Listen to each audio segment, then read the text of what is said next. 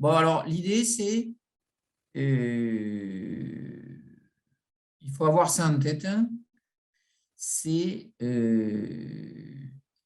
les erreurs sur un programme, bon, ce n'est pas un conseil, ça doit être traité avec des exceptions. D'accord? Alors, qu'est-ce qu'on appelle erreur sur un programme? C'est, donc, j'ai peut-être dû employer de temps en temps le terme cas nominal et cas dégradé. Eh bien, c'est tous les cas dégradés. D'accord? Donc, vous avez vu l'orientation qu'on a pris dans nos programmes, c'est-à-dire j'ai un modèle hein, dans tous mes programmes. Donc, je vais avoir un modèle hein, et bien dans ce modèle, en général, je fais en sorte de ne pas me focaliser sur ce que j'appelle les cas dégradés. Alors, un modèle, ça doit permettre de faire des calculs, etc. Et je ne dois pas être entravé par des problèmes d'erreur. Donc, par exemple, si mon travail consiste à sommer deux entiers, eh bien, je ne vais pas dans mon modèle traiter le cas où je me retrouve avec autre chose que deux entiers. Est-ce que vous voyez ce que je veux dire? Ça doit être évacué, par exemple, par le contrôleur. C'est le contrôleur qui doit vérifier que, dans le modèle MVC, que je fournis bien à mon modèle deux entiers. Si ce n'est pas le cas, eh bien, je ne dois même pas rentrer dans mon modèle. Voilà un petit peu l'idée. D'accord? Eh bien, donc tout ça, ça va se traiter avec ce qu'on appelle des exceptions. Et donc, pour être conforme au modèle MVC, eh bien, je vais devoir avoir un nouveau paquet hein, qui est le paquetage des exceptions. C'est-à-dire, je vais évacuer tout ce qui me gêne, en gros, je vais l'évacuer dans un nouveau dossier qui va être le dossier des exceptions ou dans un fichier. D'accord? Je vais gérer toutes les erreurs de mes programmes à part. Comme ça, mon code se focalise sur ce qui est intéressant, c'est-à-dire les calculs, les données, etc. etc. D'accord? Alors, ça, c'est l'idée. D'accord? Alors, les erreurs dans un programme, ça peut être plein de choses. Et donc, comme on fait un projet industriel, eh bien, je dois traiter les erreurs. Alors, souvent, les développeurs n'aiment pas ces tâches. D'accord? Donc, les exceptions, la gestion des exceptions fournit une solution à ce type de problème. D'accord? Donc, moi, je vous dis, j'ai souvent travaillé avec des équipes. Souvent, ça ne testait pas trop les cas d'erreur.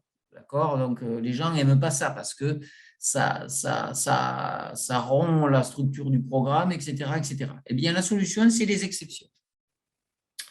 Alors, comment ça marche techniquement? Alors, ce que je raconte là est bien sûr valable pour d'autres langages. À peu de choses près, il n'y a pas de différence.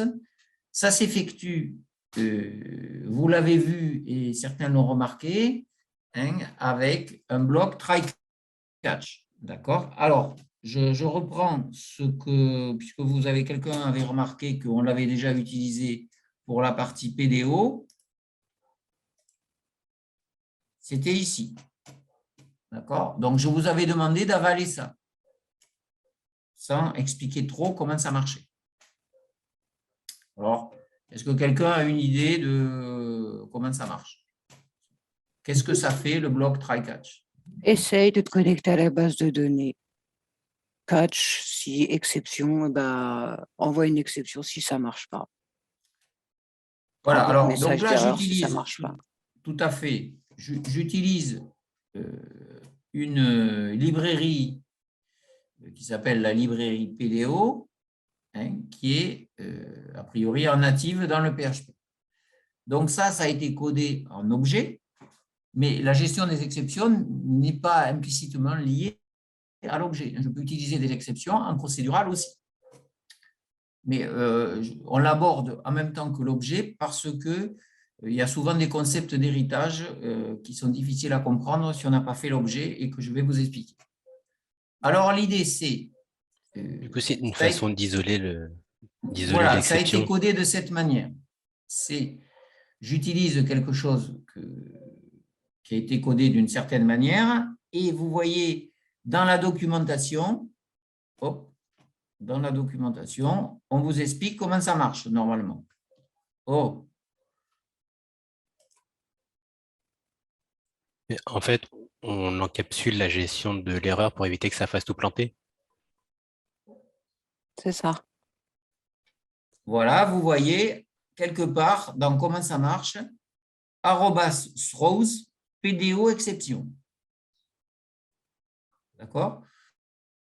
Donc, qu'est-ce que ça veut dire cette affaire-là? Ça veut dire que de temps en temps, ça peut lever une erreur. Donc, ça, c'est un mot-clé des langages objets, throws. D'accord? Eh bien, ça veut dire que si ça plante, je vais, pour une raison ou pour une autre, je vais partir dans le bloc d'exception le plus proche. Donc, ça veut dire que si j'ai des instructions ici, si j'ai des tas d'instructions, elles ne sont pas exécutées si ça plante. Donc, si ça plante, si j'ai codé avec ceci, avec un mécanisme d'exception, eh bien, je vais aller au bloc catch le plus proche. Donc, la gestion d'une exception, c'est l'utilisation d'un bloc try-catch, d'accord?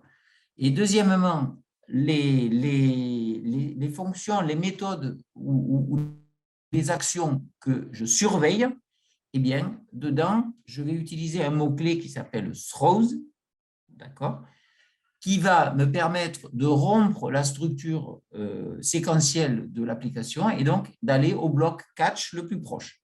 D'accord? Donc, en gros, quand je vais coder, eh bien, je vais mettre dans mon code de temps en temps des blocs, des instructions try-catch, pas n'importe où. Par exemple, cette instruction ne va pas planter. D'accord? Si je fais $i égale 2, ce n'est pas une instruction qui va planter. Donc, je ne vais pas mettre des blocs try-catch partout. Mais les endroits sensibles de mon application, je vais peut-être les enrober de blocs try-catch. D'accord? Alors, les instructions à connaître, c'est quoi? C'est dans mon code, de temps en temps, je vais avoir des instructions que je vais surveiller. Donc, pourquoi est-ce que je surveille, par exemple, $A/$B? Pourquoi est-ce que je surveille ça? Comme c'est écrit, si la B prend une valeur 0, on peut On pas n'a pas diviser le par droit de 0. diviser par 0.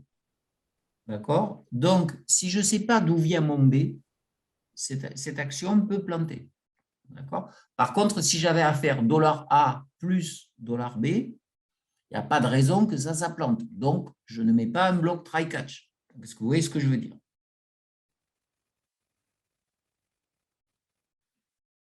Alors, dans le bloc catch, le premier paramètre, c'est le type de l'exception. Donc, l'exception de base, c'est la classe exception, avec un E majuscule, bien sûr. D'accord? Ça veut dire que c'est une classe qui est un petit peu fourre-tout. Les erreurs en PHP sont observées avec cette classe exception. Dans cette classe exception, qui fait partie donc du langage, là, voilà, si je mets le pointeur sur exception, ben c'est marqué. Exception is the base class for all exceptions. D'accord? Ça veut dire que ça a été codé de cette manière. Toutes les exceptions, toutes les erreurs vont être réceptionnées là-dedans. Mais ici, je ne trappe pas une exception fine. Je ne sais pas si vous avez vu dans le new PDO, eh bien, vous avez la possibilité de gérer une exception un peu plus fine, qui est au bas la PDO exception. Donc, si j'avais voulu être plus précis, j'aurais mis PDO exception ici. Donc, c'est plus précis. Mais exception va tout ratisser. Pourquoi? Parce que PDO exception, bien sûr, extends exception. Donc là, c'est pour ça que, en général, on aborde des exceptions après l'APO, notamment après l'héritage. D'accord? Donc, exactement ici, si je voulais être plus précis, j'aurais mis PDO exception. Parce que derrière, si je mets des instructions, autres, eh bien, j'ai la possibilité de gérer un autre type d'exception. D'accord? Donc, maintenant, on va orienter nos programmes avec systématiquement une gestion d'erreurs.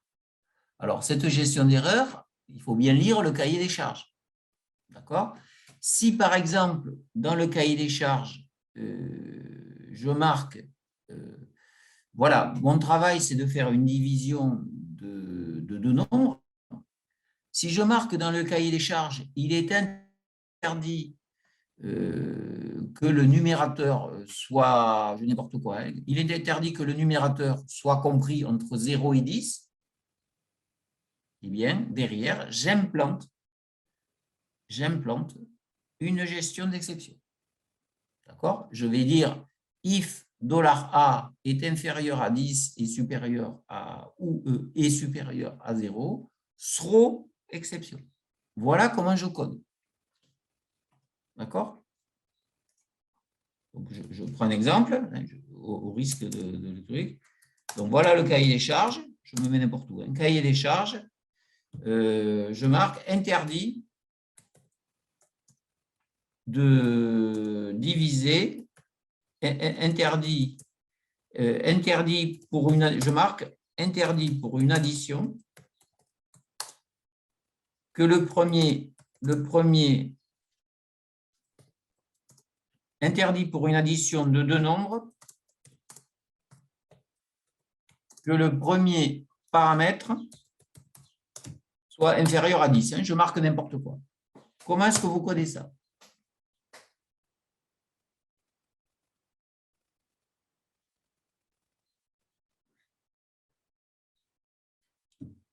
Voilà, j'ai une méthode, là, j'ai function, par exemple.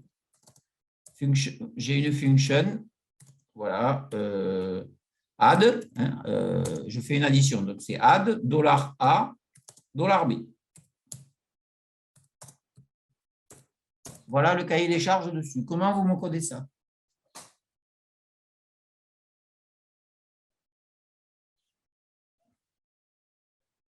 On fait un test sur A, si A.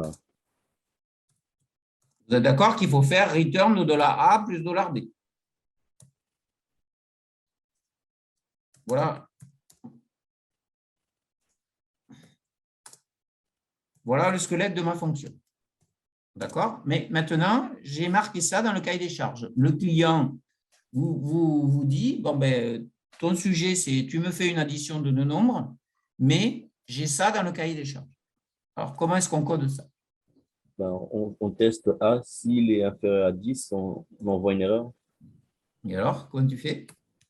If A inférieur à 10, j'aurais mis throw et puis suivi de. Voilà. OK? C'est ça que vous devez faire maintenant.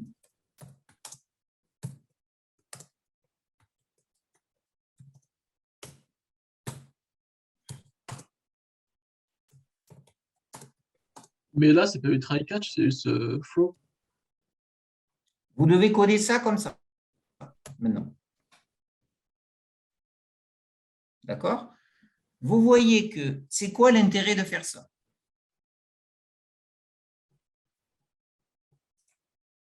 C'est quoi l'intérêt de faire ça? Et pourquoi faire flow new exception alors qu'on peut faire un return directement? Eh oui, ben je te pose la question. Parce que si tu fais un return et que le premier paramètre n'est pas inférieur à 10, tu auras une erreur. En fait, le throw agit comme un break. Je pense que ça arrête l'exécution de la suite. Ben parce que là, tu signifies que ton programme est en erreur. Quand on n'avait pas ça, qu'est-ce qu'on faisait quand on n'avait pas ça? Pour le même cahier des charges, je n'ai pas d'exception. Donc là, maintenant, vous devez présenter ça comme ça.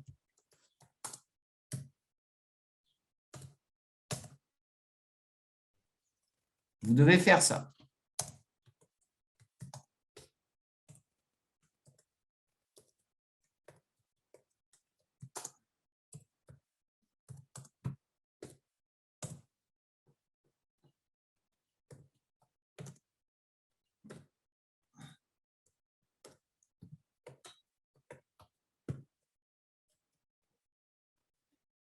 Vous devez faire quelque chose comme ça.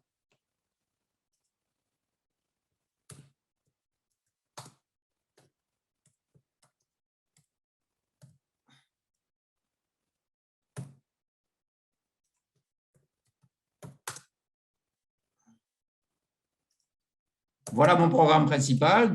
$A égale, je tire au sort. Je tire au sort. Par exemple, random 1, 100.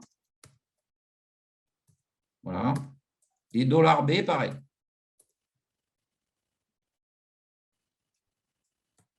Voilà mon programme. D'accord? Avec ce cahier des charges là, donc cahier des charges, faire une addition.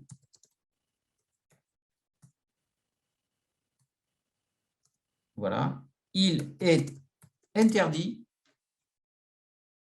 que le premier nombre soit inférieur à 10. Ben moi, je code ça comme ça. Vous voyez, je tire au sort de nombres, je fais l'addition, et si j'ai une erreur, j'ai ça. D'accord? Alors, pourquoi c'est intéressant de faire ça? Pourquoi?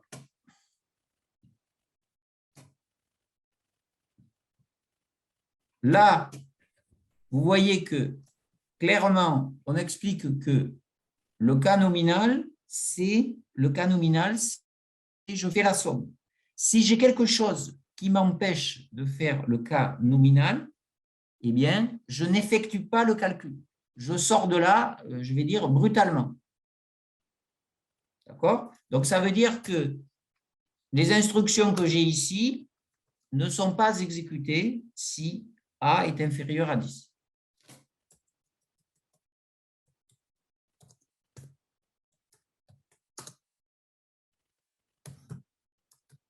D'accord? Les instructions ne sont pas exécutées. Là, vous ne verrez pas le tout OK.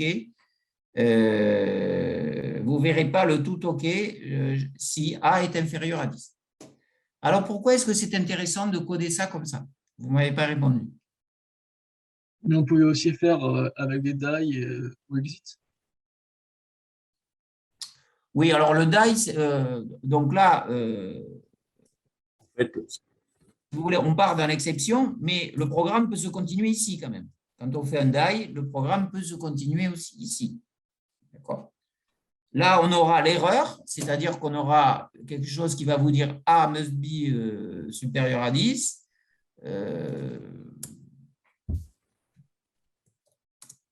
D'accord? Vous aurez ce genre de choses. D'accord? Alors, pourquoi c'est intéressant d'avoir ce formalisme? Comment on faisait quand on n'avait pas ce formalisme? bon, en fait, Donc, ça, c'est ce qu'il faut faire, enfin, à mon avis. Maintenant, pour le même cahier des charges, vous ne connaissez pas les exceptions, qu'est-ce que vous auriez fait? Peut-être par rapport à la prise en charge de l'exception, de l'erreur et son affichage. Oui, mais comment vous auriez codé la méthode add sans connaître, mettons que jusqu'à présent, je crois que vous ne connaissiez pas les exceptions, comment vous auriez codé la méthode add? Je vais l'appeler add1. Comment je vais l'appeler add_old. Je vais l'appeler add_old. Comment est-ce que vous me codez? Comment est-ce que vous m'auriez codé cette méthode sans les exceptions?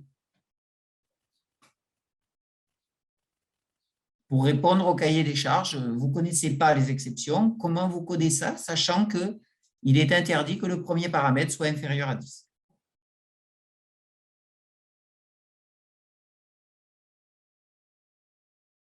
Il y a deux solutions, en fait.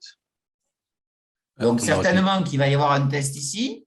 Le test, c'est certainement le même. Et ensuite, vous faites quoi? Ouais, un Bah, on else. redemande la valeur de A. On redemande une valeur de A.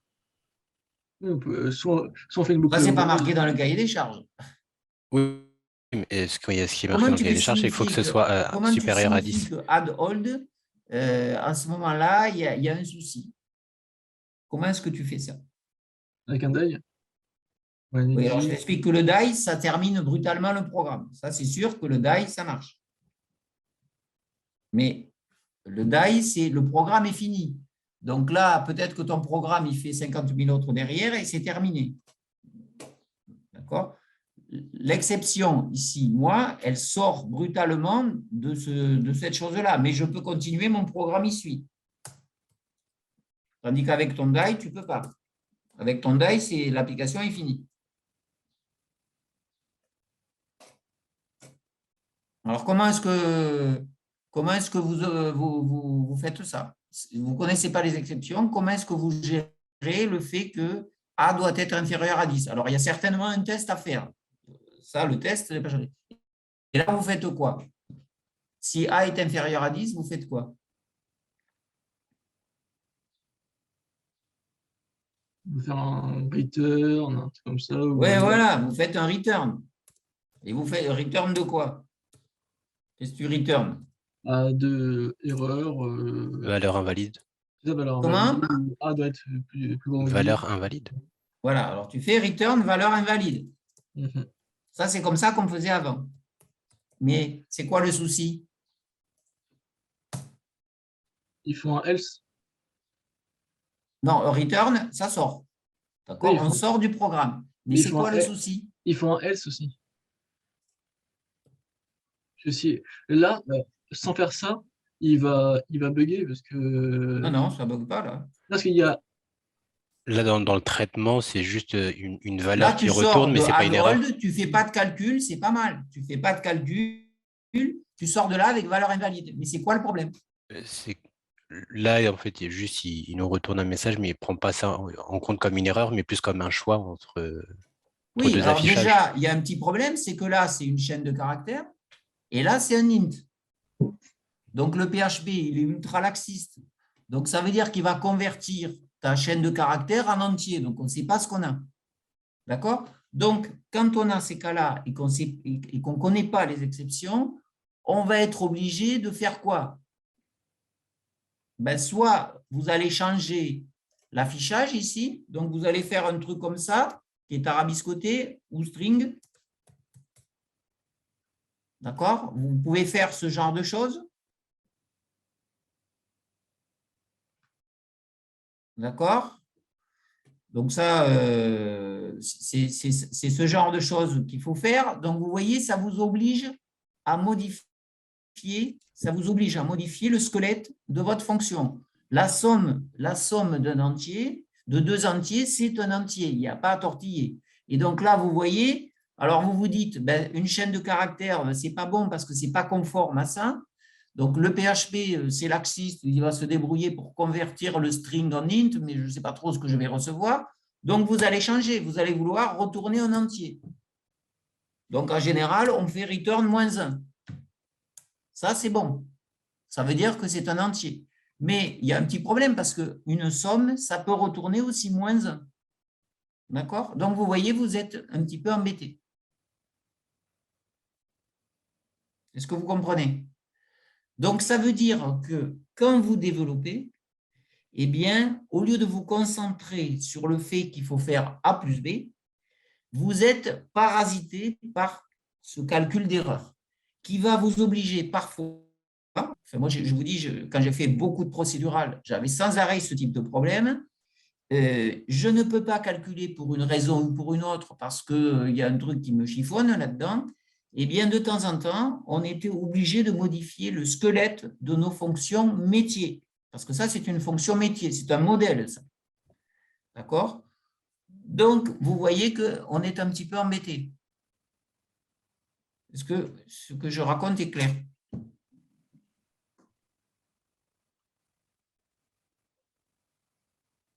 Voilà le squelette de ma fonction. La somme de deux entiers, dans le cas nominal, c'est un entier.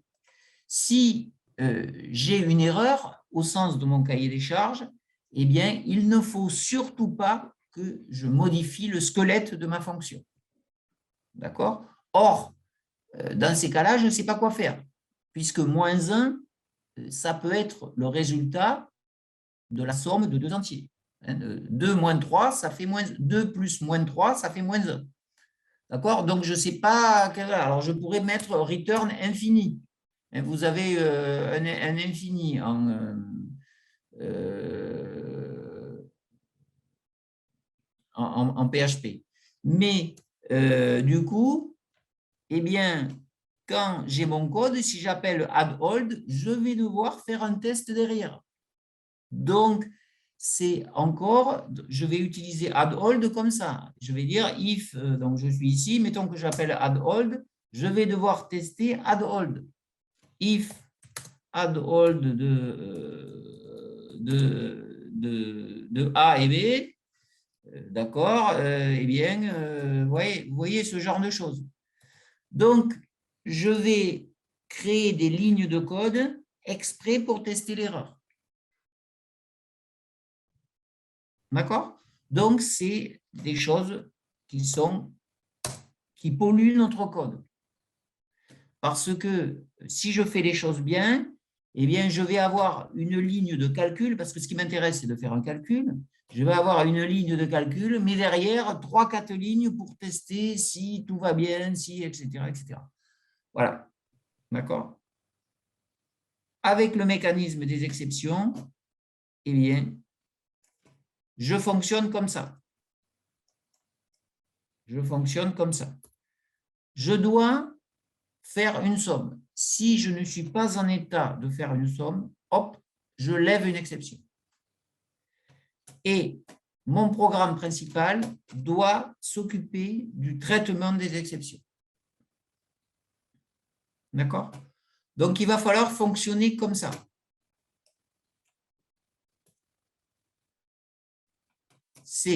Je ne dois en aucun cas modifier mes méthodes métiers, hein, mes modèles. Donc, je dois, si j'estime que calculer une somme de 2 entiers, c'est un entier en retour. Si j'ai quelque chose qui m'empêche de calculer, hop, je lève une exception. Alors, lever une exception, ça veut dire, c'est quelque chose d'assez violent, hein, je sors de ma fonction. Et non seulement je sors de ma fonction, mais je traverse tout le code jusqu'à ce que je rencontre le bloc catch qui est valide. D'accord? Donc, ça veut dire, si ma fonction add appelle une fonction, qui appelle une fonction, qui appelle une fonction, qui appelle une fonction, et qu'au fin fond de cette fonction, j'ai un throw, eh bien, je vais me retrouver ici. Donc, ça veut dire, ça, c'est la propagation de l'exception. OK? Donc, premier point, je vais gérer dans mes programmes mes erreurs d'une manière globale. C'est-à-dire, dans tout mon code, et il peut être volumineux, je peux avoir des choses qui m'empêchent de mener mon code au bout de manière nominale. À ce moment-là, je vais lever des exceptions avec le bloc, avec l'instruction throw. OK? Eh bien, qu'est-ce qui se passe? Si je rentre dans ce cas de figure, je vais rompre la structure séquentielle de mon programme et je vais remonter tout en haut au bloc catch le plus proche. Alors, si vous n'avez pas mis de bloc catch, eh bien, les exceptions ne sont pas traitées. Okay? Vous n'êtes pas obligé de mettre un bloc catch. Vous pouvez faire ça. Et si vous avez des throws dans vos programmes et que vous n'avez pas de catch, eh bien, vous n'aurez pas un traitement d'exception. Donc, l'idée, ça va être de centraliser les erreurs et les traiter une seule fois pour toutes. Donc, vous comprenez qu'en général, on traite les erreurs tout en haut de notre programme, en général dans le main. D'accord? Ou alors dans le contrôleur central le plus haut possible. OK? Parce que les erreurs peuvent résulter d'un peu partout dans vos programmes. OK? Alors, on va essayer d'appliquer ça. Hein, donc, je rappelle que quand vous faites du dev, hein, on a parlé pas mal du MVC, etc. Tout est fait pour que le modèle ne soit pas pollué, hein, par la gestion des erreurs. Hein, que dans votre modèle, il n'y ait pas sans arrêt des tests sur des cas d'erreur, etc. Alors, je rappelle qu'on essaie de faire aussi des programmes opérationnels. Hein. Il faut absolument traiter les erreurs dans un programme. Les erreurs peuvent survenir, ben, c'est à vous de voir. D'accord? C'est à vous de voir où est-ce que je peux avoir des erreurs ou pas. Ça dépend de la qualité du codeur, bien sûr. Alors, on va essayer de faire un petit programme qui va peut-être fixer les idées. J'ai une question. Alors, qu'est-ce que je vous propose de faire? J'aurais une question. Allons-y.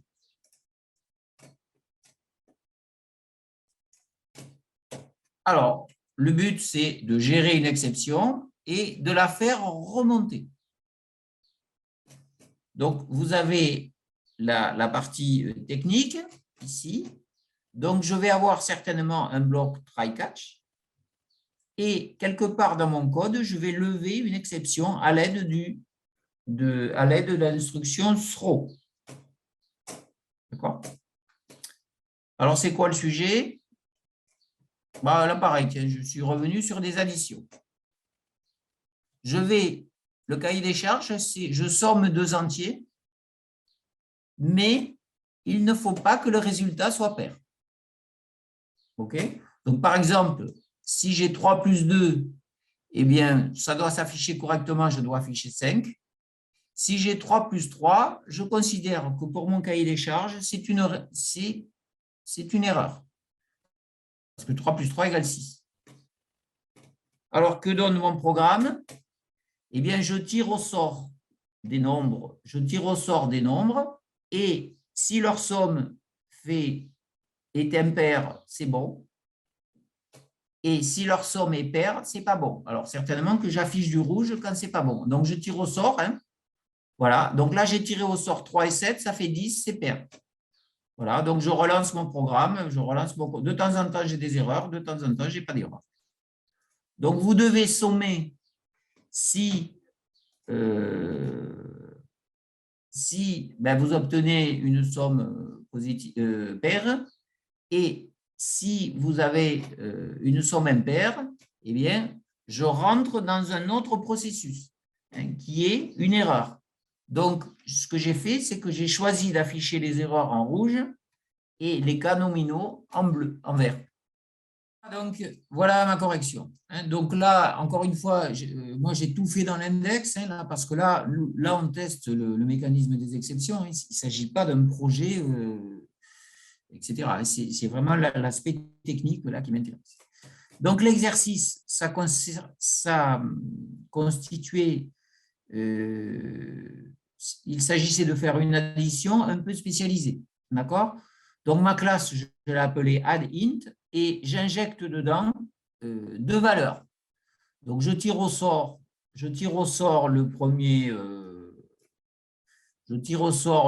entier, hein, et j'y ajoute 7. Bon, je tire au sort le deuxième entier aussi.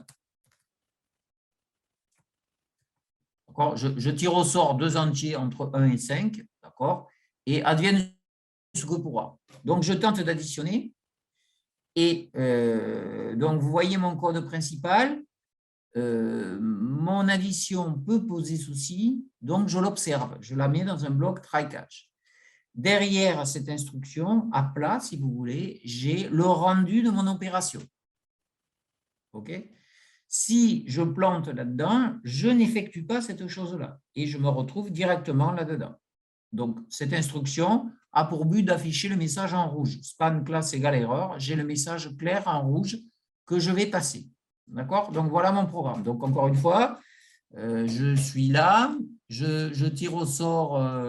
Où c'est que c'est? Voilà. D'accord, ouais, j'ai oublié de démarrer mon serveur. C'est vrai que j'ai rebooté.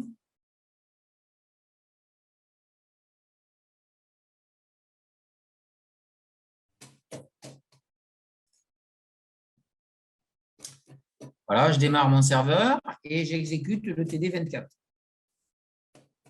Voilà, donc J'ai tiré au sort des nombres entre 1 et 5, je crois, et donc ça me produit ce que ça produit. Donc vous voyez, 3 plus 2, je l'affiche en vert, c'est le cas nominal. Et après, 1 plus 1, c'est pair, donc c'est, voilà, bref, vous voyez ce genre de choses. Alors, comment j'ai fait ça? Voilà, alors voilà ce que j'ai mis dans ma classe. Donc, j'ai appelé la classe addInt. D'accord? Donc, ça, c'est ce qu'on a vu les jours précédents. J'ajoute 2 entiers, je produis un résultat. OK? Je construis ma classe avec les 2 entiers. Classiquement, je fais le toString. Voilà. Et qu'est-ce que c'est que je fais? J'ai une méthode qui s'appelle add. Alors, qu'est-ce que j'ai fait dans cette méthode? J'ai simulé le fait que mon add appelé add1 qui est appelé add2, etc. Et c'est dans add2 que j'ai une erreur. D'accord? Donc, je simule un volume de code important. D'accord? Donc, ce que je veux dire, c'est que je peux avoir une erreur au fin fond de mes programmes. Le throw va quand même me porter, m'amener donc au bloc catch le plus proche. Alors, je tente de faire un calcul. Comme je ne suis pas sûr que c'est ça qu'il faut faire, vous voyez, je ne mets pas directement le contenu dans this flèche Z. OK? Je passe par une variable tampon. Cette variable tampon, donc là, je fais le test qu'on me demande de faire, à savoir la parité. Si la fonction est paire, eh bien, je lève l'erreur. D'accord? Je lève l'erreur. Donc, je n'exécute pas cette chose-là. Hein. Je répète, je sors de la fonction add2, donc je sors de la fonction add1, je sors de la fonction add, je dépile tout ça et je me retrouve dans le programme principal. Donc, il vous faudra prendre l'habitude de coder un peu ce genre de choses. Hein. Vous voyez, ma fonction add2, j'avais estimé que le squelette, c'était, je n'ai pas de paramètres et je passe VOID. Ben, ce n'est pas parce que j'ai une erreur que je vais modifier le squelette de ma fonction. D'accord? Les exceptions me permettent de ne pas avoir à faire ce genre de choses. Donc, je n'ai pas à m'adapter au fait que j'ai une erreur. Non, les erreurs, ça se gère comme ça. Et donc, par contre, si je ne suis pas dans l'exception, là, je fais l'affectation. Donc, si tout marche bien, dans Z, j'ai quelque chose. Sinon, si ça ne marche pas, dans Z, je ne fais pas le calcul. Nul. D'accord? C'est hors de la logique de l'application.